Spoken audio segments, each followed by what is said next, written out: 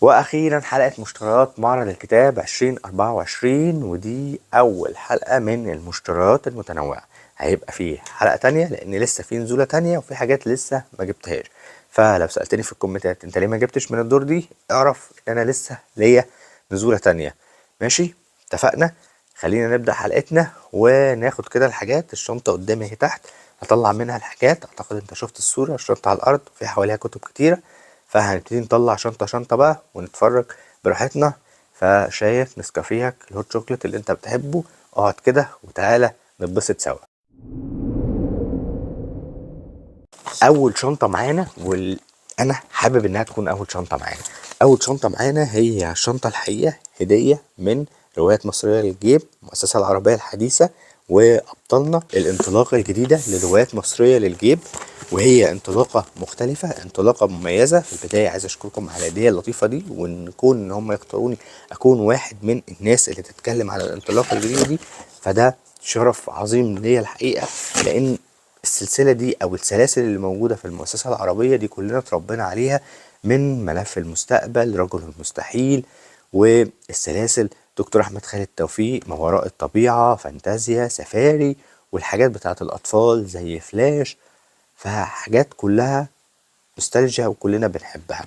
لما يكون في انطلاقة جديدة وحاجة جديدة للأجيال اللي جاية، كلنا نتبسط بيها ونحاول إن احنا ندعمها على قد ما نقدر. وده شعار المرحلة الجديدة، نولد من جديد. دي كانت أجزاء من الهدية، نوت بوك لطيفة. وتعالى أفرجكم بقى على الأعمال. أول عمل وهو انطلاقة جديدة في سلسلة جديدة لدكتور شيرين هنائي، وهي صيد فيل مجنح. ده العدد الأول من سلسلة الاستغاثة الأخيرة، ودي سعرها كان حوالي 24 جنيه. معانا بقى هنا 5 روايات من الحجم الكبير تقريبا. يعني أكتر رواية سعرها أعتقد 50 جنيه. تعالوا أوريكم العناوين بتاعته. هنا أول عنوان رواية طعام الآلهة لمحمد أحمد حسين. وهنا الصلاة في الظلمات للكاتب محمد الفاتح. عايز أقول لكم إن الروايات دي هي الروايات اللي فازت في مسابقة روايات مصرية للجيب. الرواية دي هي اللي خدت المركز الأول، والرواية دي أخدت المركز الثالث. الرواية دي أخدت المركز الثاني، وهي حفار القبور لمحمد علي الخرشة. وعندنا الرواية دي كسبت، أو دي كانت القصص الكسبانة، ودي أن تفعل شيئا وقصص أخرى لدكتور مجدي مصطفى القوسي. وهنا دي رواية لدكتور نوال مصطفى بعنوان يا دنيا يا غرامي. دكتور نوال مصطفى بالمناسبة هي أديبة مصرية وكاتبة صحفية بدور أخبار اليوم، وليها روايات ومجموعات قصصية مختلفة. كمان عايز أقول لكم إن دكتور نوال مصطفى هي أخت أستاذ رحمة الله عليه حمدي مصطفى، مؤسس الدار العربية الحديثة أو المؤسسة العربية الحديثة وروايات مصرية للجيب. فحقيقي أنا ممتن جدا للهدية، وأتمنى أكون عنصر جديد مفيد، وأكون وريتكم حاجة إن شاء الله تلحقوا إن أنتم تاخدوا بالكم منها وأنتوا لسه في المعرض، وتشوفوا الخصومات وتشوفوا الأعمال الجديدة. وطبعا عرفتوا مين دول. دار الكرمة. دار الكرمة السنة دي الحقيقة الأعمال بتاعتها مميزة جدا، ما بين ترجمات وما بين أدب عربي. غير كده المميز إن هم عندهم خصومات بتوصل لحد 80%.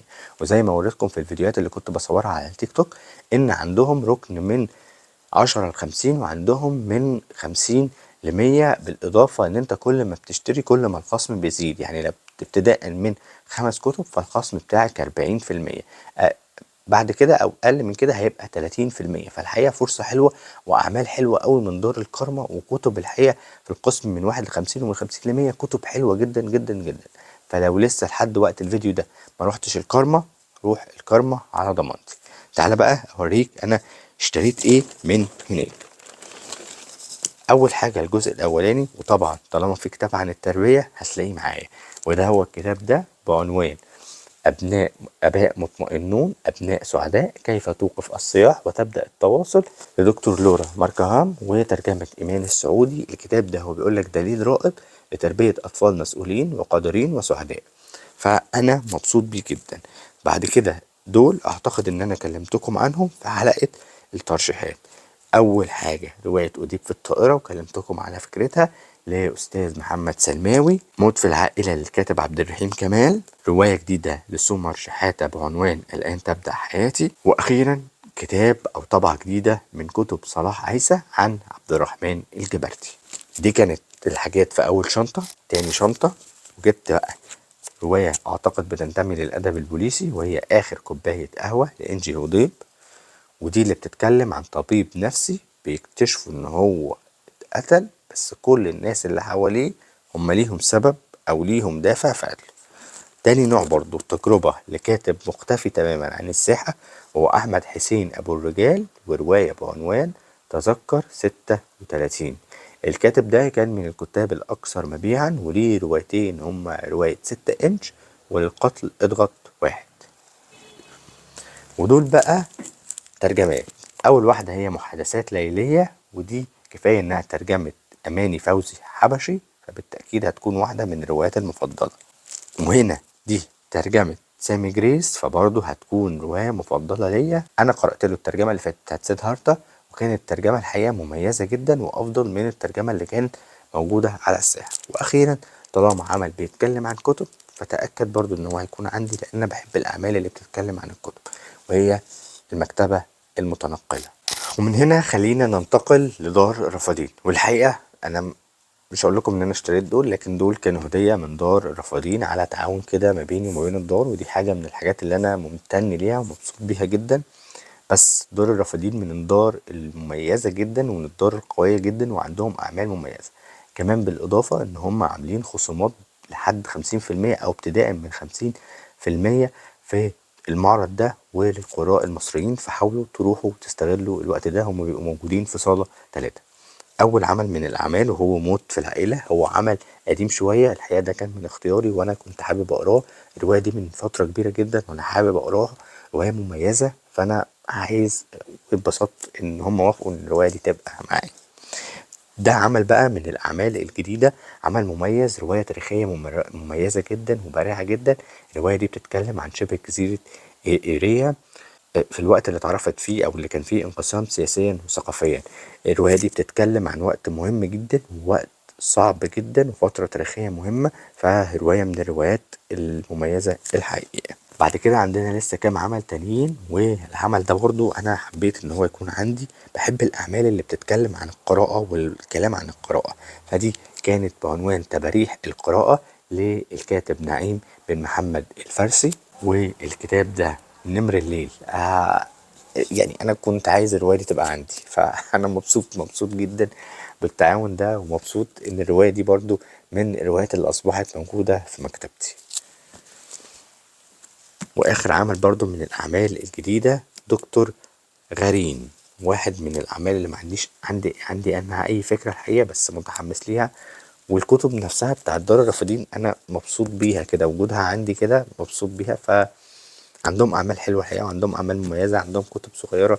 صورت لكم كده فيلوج من هناك على التيك توك، فلو حابين روحوا شوفوه، وكمان روحوا خدوا فرصه هناك، اكيد هتتبسطوا حقيقي. بعد كده شنطه المصريه اللبنانيه. تعالى بقى نشوف انا جبت ايه من هناك. اكيد خمنت طبعا ان انا جبت موت مع ايقاف التنفيذ وتوقيع الكاتب. مش عارف هيكون اكيد مراجعه نزلت اهو. واكيد طبعا شفت بقى لو انت قريتها او اللي جبتها هتلاقي ان ايه ليا اهداء هنا، فدي اول حاجه. بعد كده عندنا هنا رجل اسمه الرغبه لدكتور عائشه البصري. انا بحب الكاتبه دي ومتابع كل اعمالها، فاتبسطت ان في عمل جديد. دماء على السجاده الحمراء نهى داوود طبعا. بعد كده الروايه اللي قلت لكم انا عجبني اسمها، وهي ريم نجمي، دي اسم الكاتبه، لكن الروايه اسمها العشيق السري لفراو ميركل. وبعد كده عندنا واحد من كتاب الشباب المفضلين، مين عادل جيد، الأستاذ بشير الكحلي. وأخيرا كتاب من الكتب المهمة جدا جدا جدا جدا اللي بتتكلم عن أسرار الحاخام الأخير ليهود مصر، نحوم أفندي. الكتاب ده مهم جدا يا جماعة، وأنا اتبسطت بيه وعايز أكلمكم عنه قريب جدا. الشنطة اللي بعد كده، ومن هنا بقى أعتقد جبت كتب أكتر من روايات. هي رواية وحيدة اللي جبتها، وهي رواية ما لم تخبرنا به آمنة لريهام راضي. بعد كده الكتب اللي جبتها كتاب عن الأساطير المصرية القديمة لدكتور حسين عبد البصير، ومعانا الكتاب بتاع الوسواس القهري عقل يحترق، ومعايا بقى كتابين مترجمين من الرواق. أول واحد خالي من السيكوباتيين، والجوهرية خطوات ثابتة نحو الأقل. والشنطة اللي بعد كده معانا هي شنطة ديوان والأعمال الجديدة من عندهم. والحقيقة أنا في ديوان شوية اتهورت، أنا كنت عامل 4 أعمال وقلت هجيب عملين بس الحقيقة ما قدرتش وجبت ال4. فأول واحد فيهم هو الرواية اللي مستنيها بقالي كتير، رواية جديدة لحسن كمال، وهي الرواية المسروقة. والرواية التانية هي رواية جديدة لرشا زيدان، حواء آدم. وده عمل جديد بناء على ترشيحات كتير من الأصدقاء على الفيسبوك، وهو بدون فصل أخير لسمر علي. والكتاب ده هو طبعة جديدة للكاتب محمد سلماوي، وهي رواية الخرز الملون اللي بتتكلم عن فلسطين وقصة اغتصاب فلسطين وتشريد شعبها بداية من عام 1948. هنا بقى التهور كله حصل الحقيقة في دار العين. ودي اللي انا قلت ممكن مش هشتري منها لان الاعمال هتبقى موجودة على ابجد، بس كنت مخطط ان انا هجيب 4 اعمال. الحقيقة الناس هناك ممتازين جدا، والدار هناك حلوة والاعمال حلوة، والدار دايما بتحصل على جوائز، والاعمال مميزة الحقيقة وافكارها حلوة، وما قدرتش الصراحة امسك نفسي. فتعالوا اوريكم انا جبت ايه. احنا كنا قايلين 4 صح؟ دي 1 2 3 4 5 6 7 8 9. تعالوا بقى واحد واحد. ده اول واحد الحقيقة ما اشتريتوش عشان ما بقاش بكدب. ده رواية للكاتب عبد الرحمن عاطف بعنوان فضاء البنفسج. الحقيقة الكاتب هو اللي تواصل معايا وحب ان هو يهديني نسخة من الرواية نوعها حلو قوي وانا بحبه، وهي فانتازيا وديستوبيا، فمبسوط بيها الصراحة ومتحمس جدا ان انا اقرأها. تاني عمل هو عمل جديد للكاتب احمد الصادق، هي رواية صغيرة شوية عن الرواية اللي فاتت، رواية هجرة. الرواية دي مختلفة وانا متحمس ليها جدا، خصوصا ان انا قرأت للكاتب اجزاء من هجرة الحقيقة، فمتحمس لها. لا دي مش معانا هنا. دي رواية ورثة قارون لكاتب محمد اسماعيل، قرأنا له هنا اكتر من عمل واتكلمنا عنهم، فمتحمس برضو ليها. اسكندرية او تل ابيب اسكندرية اللي بتتكلم على الجواسيس. هنا رواية ربع الرز او ربع الرز، دي الصراحة هما اللي رشحوها لي في الدار وحمسوني ليها الحقيقة، فهجرب يعني، هي مغامرة. واخيرا الرواية دي انا كنت متحمس ليها، وهي ما القاه الطير لدينا شحاتة. واخيرا عمل جديد لمحمد الفخراني، حدث في شارعي المفضل. الشنطة اللي بعد كده ابهار.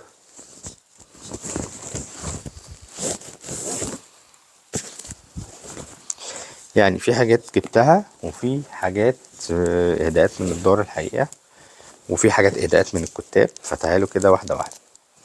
دي حاجات اهداءات من الدار، هما بيعملوا كتب وعارفين ان انا مهتم شوية بالكتب، فقالوا لي ايه رأيك تاخد فكرة عن الاعمال دي. فاول عمل هو ضرب المعلم المثالي. بعد كده دي رواية حجمها غريب الصراحة واثرني، وشكلها مميز يعني، اسمها روبي جاد وحراس المدينة. بعد كده هنا عندنا الكتاب ده انا بقى متحمس ليه، ده كتاب اسمه الاستثمار الذاتي. وعندنا هنا دي منابع التغيير. واخيرا مجد لاكئيات. ف يعني شكلهم غريب شوية، بس في حاجات منهم الصراحة انا متحمس لها ومبسوط بيها. وعايز اشكر طبعا دار ابهار على الهدايا اللي بيهدوها لي كل سنة، فحقيقي شكرا ليهم جدا جدا جدا. كده بقى هنا في شوية حاجات من الحاجات الاساسية. رواية جديدة لهيثم موسى جالفانيزم، والجزء الثاني من دموع الآلهة أطياف وأطلال، والجزء الثاني من الفتى الفهد أسطورة كتاب القدر. دي برضو حاجات من إبهار، بس دي صراحة الكتاب هم اللي أهدوها لي، فأنا عايز أشكركم على الإهداءات وعايز أشكرهم على الثقة دي، وأتمنى إن أنا حقيقي ألاقي وقت وأقرأ حاجات من الإهداءات وأقول لهم رأيي بكل تأكيد. أول حاجة دي رواية للكاتب اسمه محمد سعد اسمها أرض النيران. وهنا للكاتب والمتابع للقناة عمرو عزت رواية عازفة الكمان. وهنا جزئين من رواية ودول جزئين من رواية عالم بلا شمس، أرض الظلام، وكهف التهانين. ودي رواية من جزئين، مش عارف إذا كان ليها باقي عوالم تانية، بس ده الجزء الأولاني أرض الظلام، ودي كهف التنانين. الكاتب أبانوب زرزور، والحقيقة الكاتب أهداها لي، وطارق كمان أكد لي على ترشيحها فمتحمس ليها. ودي برضو جزء من روايات جيم بوتشر مقدمة العاصفة. ودي بقى شنطة دار المحرر، الشنطة فاضية بس أنا طلعت الكتب. والقصص اللي هتعمل قلق، السمانة التي أضاعت مستقبل حمادة. وعندنا هنا كلمات ليست كالكلمات، كتاب عن أحمد زكي. وهنا كتاب مترجم، رواية مترجمة لأرثر كونان دويل، مأساة الباخرة. دي فراش أبيض لمحسن يونس. قرية الأشراف لريم جمعة. تلت مارس الحزين ليوسف حسن. وطارق الأزنجي فوق حجر الجوزة. وروايتين لحجاج أدول، بكات الدم وأربعة قراصنة. وأخيرا رواية اللي قلتلكم إن أنا متحمس ليها في الترشيحات وبقرأها حاليا، وهي شارع السبع بنات. ودول الحقيقة جزء كبير منهم كان إهداءات، أو يعتبروا كلهم إهداءات من دار المحرر، فأنا عايز أشكرهم الحقيقة، وهم ممتازين وأعمالهم ممتازة وعاملين خصومات ممتازة الحقيقة، وعاملين حاجة معرفش في دور تانية عاملينها ولا لأ، بس هم عاملينها، وهي إن هم عاملين خصم زيادة على الإصدارات الجديدة، بس كل يوم بيختاروا رواية جديدة من الأعمال الجديدة بيعملوا عليها خصم زيادة، وهو 30% عن الخصم العادي اللي هم عاملينه. الحقيقة برافو عليهم جدا الحقيقة، وبتمنى لهم النجاح دايما. تاني دار من دور النشر برضو، ودي عايز اقول لكم دي المجموعة الكاملة لأعمال الرعب اللي موجودة مع دار بيت الياسمين. لو انت عايز تحصل عليها كاملة تحصل عليها بخصم 40% غير الخصومات اللي هم عاملينها. تعالوا اوريكم الاعمال دي لو ما كنتوش شفتوها، انا كنت بتكلم عن عمل على تيك توك، فتعالوا اوريكم الاعمال دي. اول حاجة هي رواية للدكتور حسين السيد بعنوان القطط السوداء، فلو انت بتحب الرعب هتحب الاعمال دي. الهرم الاسود لمحمود صلاح. الزرايب رواية مختلفة جدا جدا جدا لمحمد صاوي. كهف الخلاص لأندرو شريف. قتل بسعر رمزي لشريف عيسى. لو عايز تاخد فكرة أكتر عن الروايات دي وأفكارها، أنا اتكلمت عن كل رواية بأفكارها على التيك توك والإنستجرام، فحاول تروح تشوفها. مش عايز أخدك هنا في دوشة كبيرة، الحلقة بتبقى طويلة، فتعالى إيه نتفرج كده ونستمتع سوا. دي زفة الجبانة لتامر عمر. ودي كتاب، او ده كتاب اسمه كريبي باستا، بيتكلم او موسوعة من القصص والاساطير والالغاز اليابانية المرعبة. بيت المقاطيع لمصطفى الششتاوي. الغرفة السابعة لعمرو المنوفي، رواية جديدة لعمرو المنوفي حلوة جدا ومختلفة عن كتاباته.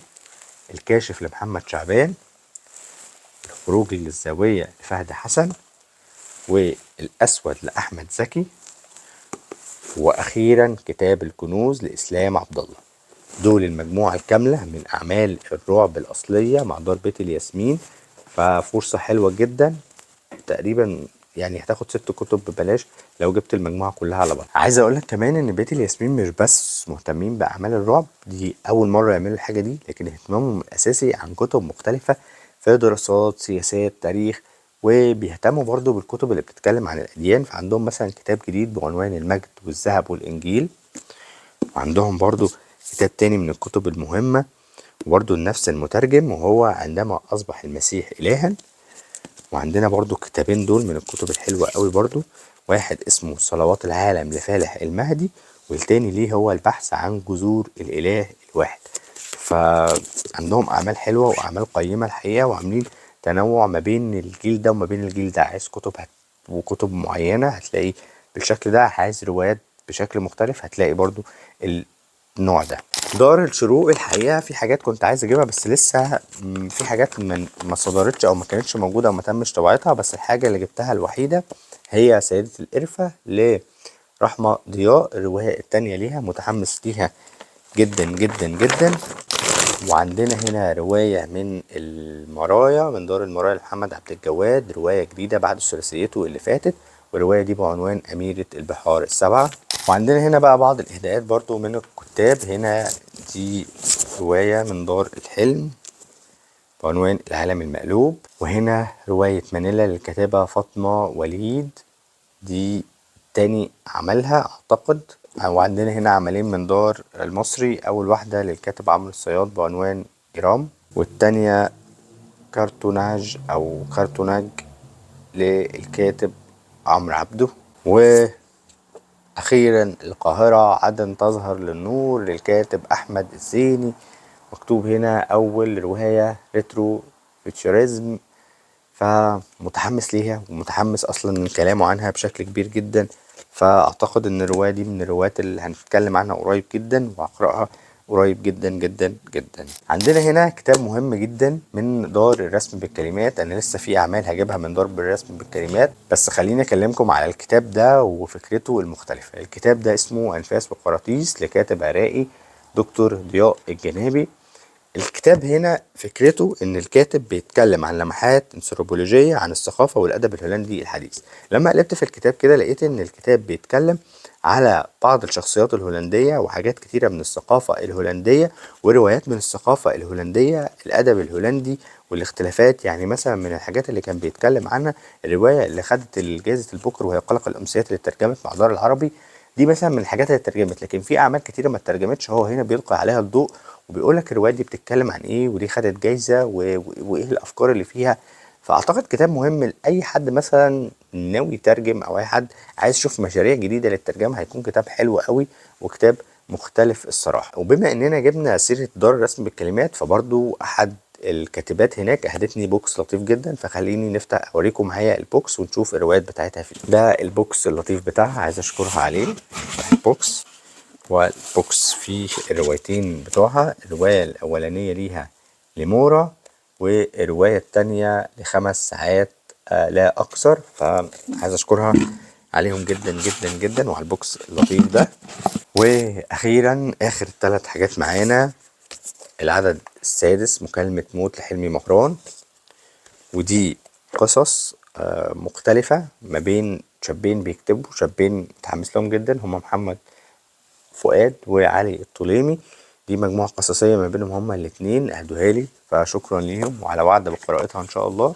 ودي طبعا اللي اتكلمنا عنها لمحمد عصمت ما يروى في الظلام، اخيرا في قبضة يدي، مبسوط بيها قوي، مبسوط انها في ايدي كده لما اشوفها بالغلاف، وطبعا مفيش احلى من الاهداء الجميل. دي طبعا كانت احلى ختام للحلقة، ودي كانت اول حلقة مشتريحات في اول يومين، لسه في دور نشر انا ما زرتهاش وما شفتهاش ولسه هروح لهم لان كانت الدنيا زحمه جدا، لسه هروح وانقي براحتي كده، وكانت الشنطه اتملت في اليومين دول فمكنتش قادر اشيل تاني. ففي دور نشر لسه استنوهم، منهم دار كيان طبعا، منهم دار المحروسه، منهم حاجات مختلفه، دار يتخيلون، في شويه حاجات مختلفه ان شاء الله لسه هتعجبكم في دار المشتريات اللي جايه. قولوا لي يا اصدقائي انتم جبتوا ايه، زرتوا المعرض، قولوا لي احنا اتقابلنا ولا لا، مين اتصور معايا، مين لسه ما اتصورش، مين لسه ما اتقابلناش. انا هنزل تاني في نص الاسبوع، مش عارف الحلقه دي هتكون نزلت ولا لا، بس بكرر كده في كل الفيديوهات لعل وعسى نتقابل. بس المهم دايما تابع على الانستجرام وعلى التيك توك، انا بشكل يومي بكون هناك وبقول هكون موجود ولا لا. في النهايه صديقي العزيز، معرض سعيد عليا وعليك، ولو بتتفرج لحد هذه اللحظه فانت خدت قلبي اوريدي. وما تنساش طبعا تدعم القناه دايما، انت تعمل لك تشيك على تشيك على السوشيال ميديا، وتاكد انت مشترك ومشغل الجرس عشان يجيلك تنبيهات بكل حاجه جديده. وما تنساش دايما تتابعني على تيك توك والانستجرام. سلام.